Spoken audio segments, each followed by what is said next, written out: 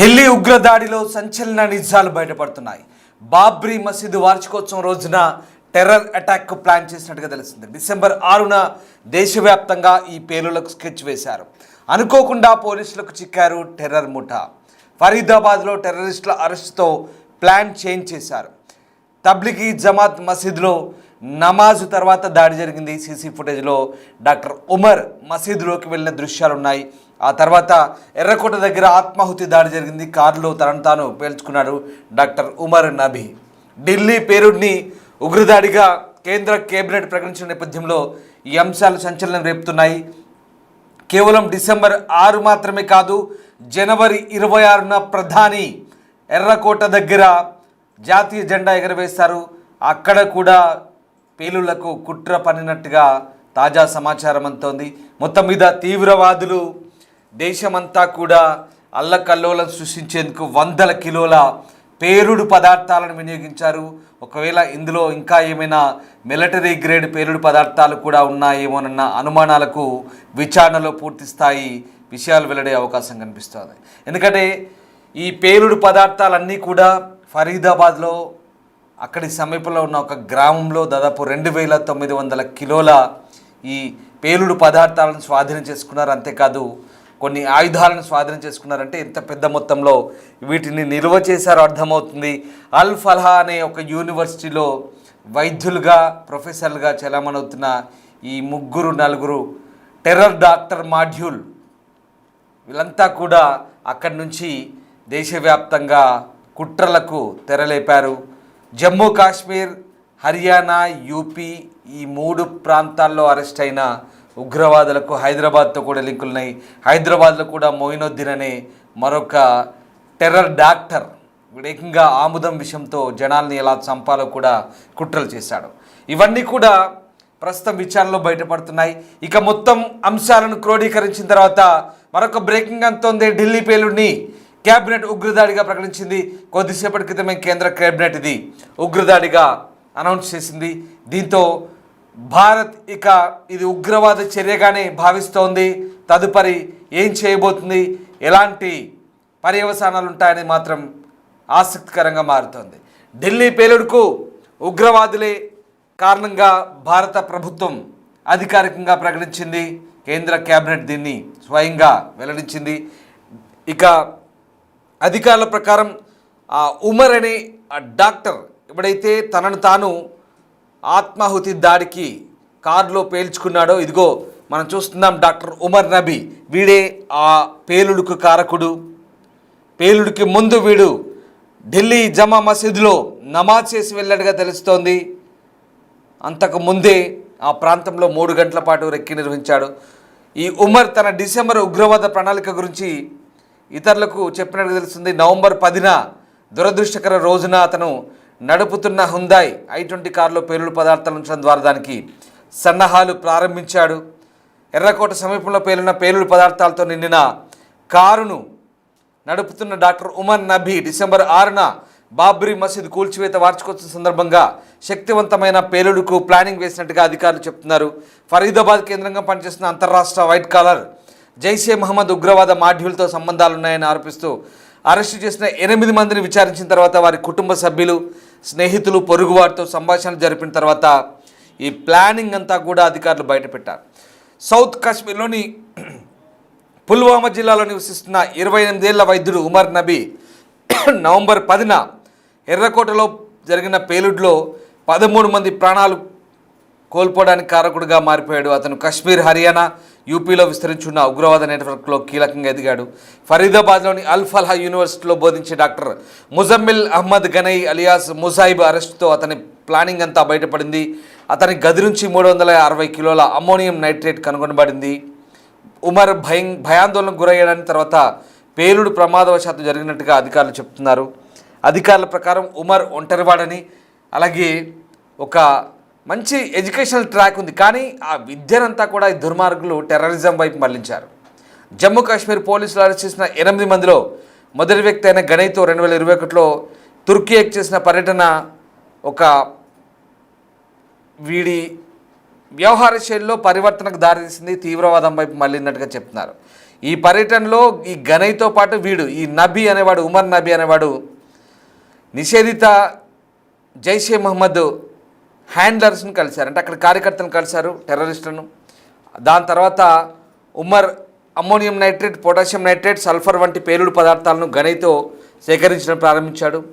ఉన్నత విద్యను అభ్యసించిన అల్ఫలా క్యాంపస్ అలాగే చుట్టుపక్కల ప్రాంతాల్లో వీటిని నిల్వ చేయడం ప్రారంభించారు, స్టోర్ చేస్తున్నారు. అధికారుల ప్రకారం ఉమర్ డిసెంబర్ ఉగ్రవాద ప్రణాళిక గురించి ఇతరులకు కూడా చెప్పినట్టు తెలుస్తుంది. అంటే డిసెంబర్ 6 ఏదైతే బాబ్రీ మసీదు కూల్చివేత దినం ఉందో ఆ రోజుని వీళ్ళు బ్లాక్ డేగా సోకాళ్ళు కొంతమంది చేస్తారు. సో దానికి అనుగుణంగా వీడు ప్రణాళిక రూపొందించాడు. కానీ ఈ హుండాయ్ i20 కార్లు ఎప్పుడైతే ఆ రోజు నవంబర్ 10న ఫరీదాబాద్లో పట్టబడ్డారో దాంతో వీడిలో టెన్షన్ మొదలైంది. ఇక భయాందోళనకు గురయ్యాడు. తన పరిస్థితి ఏంటో అని ఆలోచిస్తున్న క్రమంలోనే తనకు తానుగా i20 కారులో పెట్టుకొని తిరుగుతున్న పేలుడు పదార్థాలను పేల్చుకున్నట్టుగా తెలుస్తోంది. సో ఇదంతా కూడా ఒక అనిశ్చిత కారణంగా, అయోమయం కారణంగా వీడి ఘటనకు పాల్పడ్డట్టుగా తెలుస్తుంది. ఇక ఈ నేపథ్యంలోనే ఇంటర్నెట్లో అందుబాటులో ఉన్న ఓపెన్ సోర్సెస్ దాని నుంచి ఈ పేలుడు పదార్థాల గురించి మొత్తం తెలుసుకున్నాడు. తర్వాత ఇంప్రూవైజ్డ్ ఎక్స్ప్లోజివ్ డివైస్ అంటే వాహన ఆధారిత VBIEDని అసెంబుల్ చేసుకున్నట్టుగా చెప్తున్నారు. అంటే ఆల్రెడీ రెడీమేడ్గా అందులో ఫిక్స్ చేసుకున్నాడు i20లో. అందులో ఈ పేలుడు పదార్థాలను ఫిక్స్ చేసి ఎప్పుడు వాటిని అవసరమైనప్పుడు అందులో అప్పటికప్పుడు ఎలా పేల్చుకోవాలి, ఎలా ఆ దాడికి పాల్పడాలనేది వీడు ముందస్తు ప్రణాళిక ప్రకారం ఆల్రెడీ ఇంటర్నెట్లో సెర్చ్ చేశాడు. ఇక వీడు నవంబర్ 10న అంతకుముందు 2900 కిలోల పేలుడు పదార్థాలను స్వాధీనం చేసుకోవడం ద్వారా ఉగ్రవాద మాడ్యూల్ను ఛేదించామని ఫరీదాబాద్ పోలీసులు ఎప్పుడైతే టీవీలో ప్రకటించారో, టీవీలో చూసిన ఈ ఉమర్ అనే ఈ డాక్టర్ గాడు భయాందోళనకు గురై ఉండి అప్పటికి ఈ ఘటనకు పాల్పడ్డట్టుగా చెప్తున్నారు. సోమవారం సాయంత్రం ఒక మసీదులో ఆశ్రయం పొందాడు. కారులో వెళ్ళిపోవడానికి ముందు 3 గంటల ముందు అక్కడే ఉన్నాడు. సడన్గా పేలుడైంది. సో రకంగా అరెస్ట్ అయిన 8 మందిలో 7 కాశ్మీర్ చెందిన వారు. వారిలో శ్రీనగర్లోని నౌగాం చెందిన ఆరిఫ్ నిసార్ దార్ అలియాస్ సాహిల్, అలాగే యాసిర్ ఉల్ అష్రఫ్, మక్సూద్ అహ్మద్ దార్ అలియాస్ షాహిద్, షోఫియాన్ చెందిన మౌల్వీ ఇర్ఫాన్ అహ్మద్ వీడే మొత్తం మాస్టర్ మైండ్. ఇక గండెర్బల్లోని వఖూరా ప్రాంతానికి చెందిన జమీర్ అహ్మద్ అహంగర్ అలియాస్ ముత్లాషా, పుల్వామాలోని కోయిల్ ప్రాంతానికి చెందిన డాక్టర్ ముజమ్మిల్ అహ్మద్ గనై అలియాస్ ముసైబ్, కుల్గాంలోని వాన్పోరా ప్రాంతానికి చెందిన డాక్టర్ ఆదిల్, డాక్టర్ షాహీన్ సయీద్, ఈమె లక్నోకి చెందిన ఈ లేడీ డాక్టర్. చూసారుగా 8 మంది. ఇదంతా ఒక పెద్ద డాక్టర్ టెర్రర్ మాడ్యూల్. అక్టోబర్ 26న ఉమర్ కాశ్మీర్కి వెళ్ళి స్నేహితులు బంధువులతో కలిసి కొంత సమయం గడిపి ఫరీదాబాద్కి వచ్చాడు. తన దగ్గర బంధువులు స్నేహితులకు రాబోయే 3 నెలలు అందుబాటులో ఉండనని చెప్పాడు. ఆ రకంగా మొత్తం మీద ఇక మరోవైపు శ్రీనగర్లో జైషే మహమ్మద్కు మద్దతుగా పోస్టర్లు వేసిన కేసులో అరెస్ట్ అయిన గనై ఇక ఈ ప్రణాళికను మొత్తం మలుపు తిరిగింది.